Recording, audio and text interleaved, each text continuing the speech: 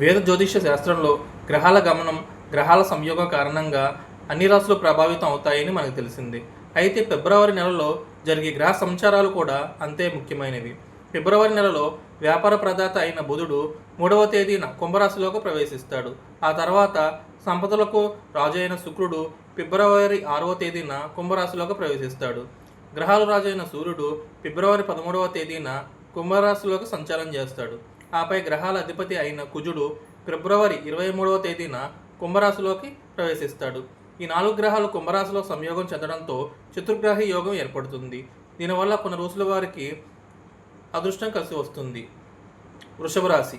వృషభ రాశి వారికి చతుర్గ్రహి యోగం అదృష్టాన్ని ఇస్తుంది. ఈ యోగం వృషభ రాశి వారి ఆదాయ లాభ గృహంలో జరుగుతుంది. దీనివల్ల మీ ఆదాయం గణనీయంగా పెరుగుతుంది. వృషభ రాశి వారికి నూతన ఆదాయ మార్గాలు కనిపిస్తాయి. కొత్త ఉద్యోగాన్ని లేదా వ్యాపారాన్ని ప్రారంభించడానికి ఇది మంచి సమయం.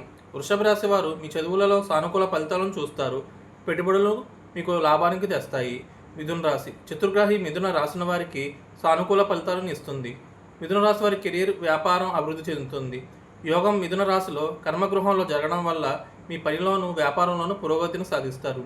చాలా కాలంగా ప్రయత్నిస్తున్న పనిలో మిథున రాశి వారు విజయాలను సాధిస్తారు. నిరుద్యోగులకు ఉద్యోగ ఉపాధి అవకాశాలు కలుగుతాయి. ఉద్యోగులకు వారి జూనియర్లు సీనియర్ల నుండి మద్దతు లభిస్తుంది. కుంభరాశి. కుంభరాశి వారికి చతుర్గ్రహి యోగం అదృష్టాన్ని ఇస్తుంది. ఈ సమయంలో కుంభరాశి వారి ఆత్మవిశ్వాసం పెరుగుతుంది. కుంభరాశి జాతకుల పనితీరు మెరుగుపడుతుంది. ప్రజలు ఈ ప్రయత్నాలను అభినందిస్తారు. ఈ సమయంలో చాలా కాలంగా నిలిచిపోయిన పనులను పూర్తి చేస్తారు. కుంభరాశి వారి ఆర్థిక పరిస్థితి బలపడుతుంది. మీ గౌరవం పెరుగుతుంది. వివాహితులకు అద్భుతమైన వైవాహిక జీవితాన్ని అనుభవిస్తారు. అవివాహితులు వివాహ ప్రతిపాదనలను పొందుతారు.